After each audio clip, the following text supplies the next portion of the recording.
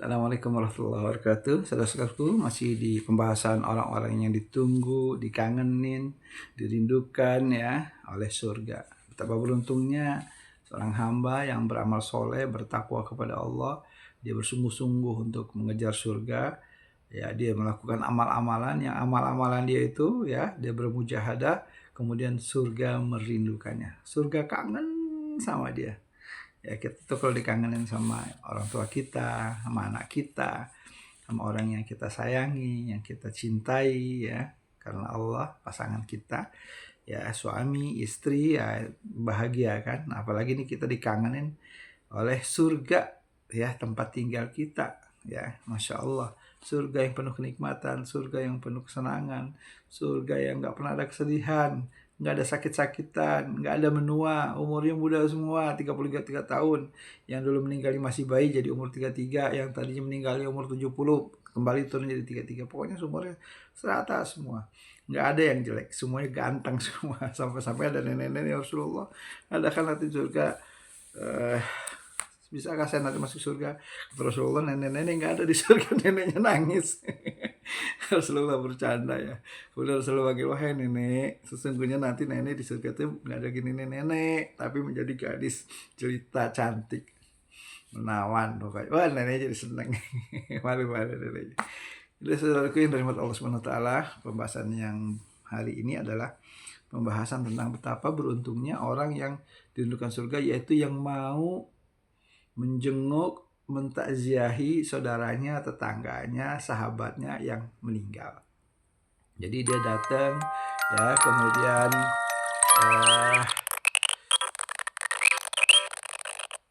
minta maaf tadi alarm saya menghidupkan alarm jam 1:30, kemudian sampai jam 3 gitu ya. Jadi kalau misalnya jam 1 itu belum bangun juga, masih ngantuk misalnya, mungkin agak malam tidurnya. Nah, biasanya saya jam 2 kalau juga alarm masih bunyi tuh sampai jam 2, ntar jam 2:30, jam 3 paling terakhir. Jadi jam 1:30, jam 2, jam 2:30 alarmnya pasti bunyi terus. Nah, itu bagian ikhtiar kita untuk bisa hadir ya di undangan Allah di sepertiga malam dalam wah yang spesial. Ya, nggak sembarang orang yang bisa hadir. Segala puji bagi Allah. Allah berikan taufik hidayah, kekuatan untuk bisa hadir di sepertiga malam ini. Dan mudah-mudahan ibu bapak yang nonton video ini juga bisa hadir, bisa bangun ya setengah malam ya. Nah, jam 1 tuh bisa mandi. Namanya kita kan ini kan kadang bangun tuh nggak langsung sholat ya. Kadang kita mules, buang air, pipis, wudhu dulu, bikin kopi dulu, supaya nggak ngantuk ya kan. Roti ini, roti dari donasi nih, 120 ibu itu masih donasi. Ya kebagian juga nih orang yang dititipin donasi.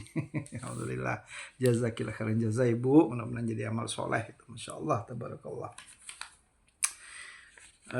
Saudara-saudaraku yang dirahmati Allah Subhanahu wa taala, Ibu Hafiz ya yang donasi roti. Ya, dia bikin roti, perusahaan roti. Kita lanjutkan pembahasan kita bahwa orang yang mentakziahi, mengunjungi, mendatangi saudaranya, tetangganya yang meninggal, itu pahalanya besar sekali.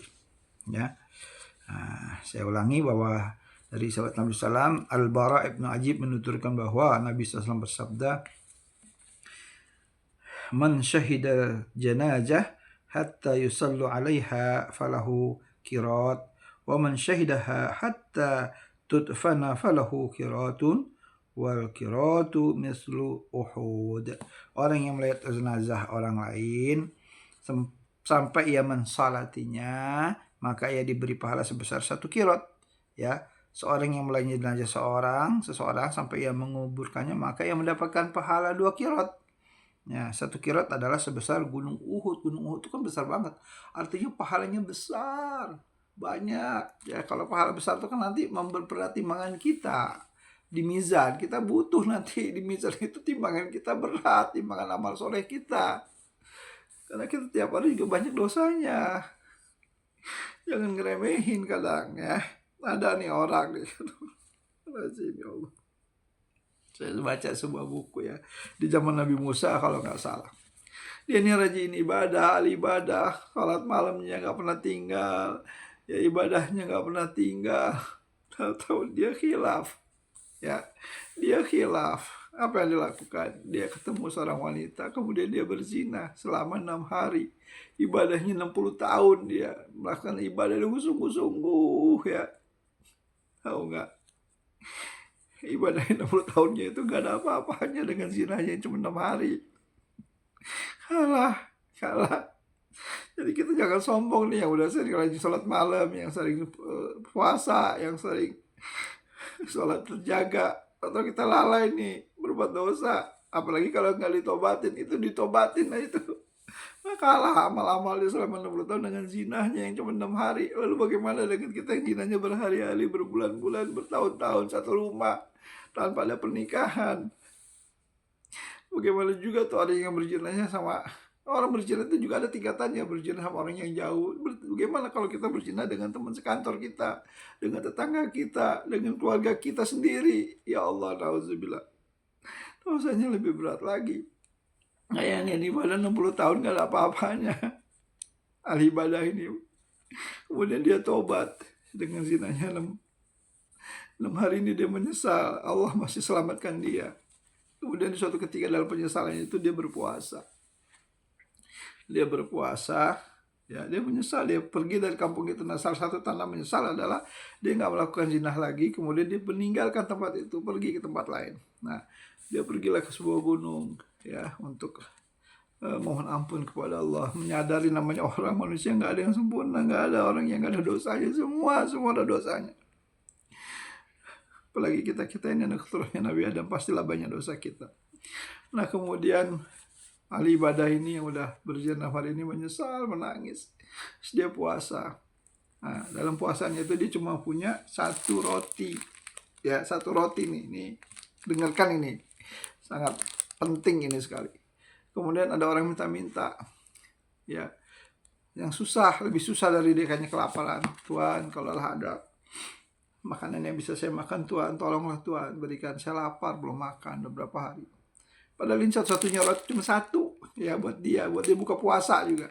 Maka sama ahli ibadah yang pernah berdosa ini 6 hari ini, udah 60 tahun nih, akhirnya dia nggak tega, dia potong lah sekarat, sepotong dia kasih ke orang itu. Maka waktu maghrib belum datang, dikit lagi. Ya, maka diberikan satu, makasih Tuhan, ya cuma setengah, ya maafin saya buat buka puasa, saya tinggal sisa bagi 2 ya, nggak apa-apa ya. Ya Tuhan, nggak apa-apa, dikasih lah. Nah, azan hampir berkumandang, maksudnya hampir dikit lagi maghrib. Tahu-tahu di hampir maghrib itu ya mungkin sekitar 5:30 lah kurang lebih kalau di kita ya. Ada lagi orang yang sama, yang susah, ya, yang kelaparan juga, minta sedekah, minta donasi, apa aja donasi yang bisa supaya mengalahkan perutnya yang lapar. Nah, ahli ibadah ini cuma punya setengah. Nah, akhirnya dia nggak tega, kalau dipotong bagi 2 mungkin juga nggak bisa memenuhi kekenyangan. Akhirnya ya sudah, dia berikanlah, ya, sepotong roti itu untuk orang yang minta-minta. Berdonasi, ingat tuh, berdonasi, ya, bersedekah, ya. Maka dikasihlah dia, akhirnya cuma minum air putih, orang yang ahli ibadah ini, ya, yang 60 tahun beribadah, ya, kemudian dia berzina, kemudian dia bertobat dan berpuasa. Dia ngasih setengah roti itu pertama bagi 2, kemudian setengah dia kasih, akhirnya dia minum cuma air putih. Kemudian orang ini meninggal, wafat. Maka Allah memerintahkan, ini buku-buku hikmah ya, cerita-cerita hikmah. Allah memerintahkan ahli ibadah ini, malaikat, timbang berat mana dosanya dia, amal ibadahnya 60 tahun sama dosanya yang 6 hari. Ditimbang malaikat, ternyata amal 60 tahun itu gak ada apa-apanya dengan dosa-dosanya cuma 6 hari. 6 hari dia berbuat dosa, berzina, gak ada apa-apanya dengan sholat dia, tahajudnya dia, sedekahnya dia mungkin waktu dia masih ada, itu masih sebelum dia berbuat zina. Ternyata gak ada apa-apanya di sisi Allah. Astagfirullahaladzim. Lalu kemudian kata Allah, sekarang timbang kata Allah. Timbang itu amal dia punya amal soleh apa? Ada ya Allah, dia pernah ngasih waktu lagi dia puasa, ngasih satu roti, pertama setengah, kemudian setengah itu dikasih sehingga dia nggak makan roti. Padahal cuma itu roti-roti yang dia punya.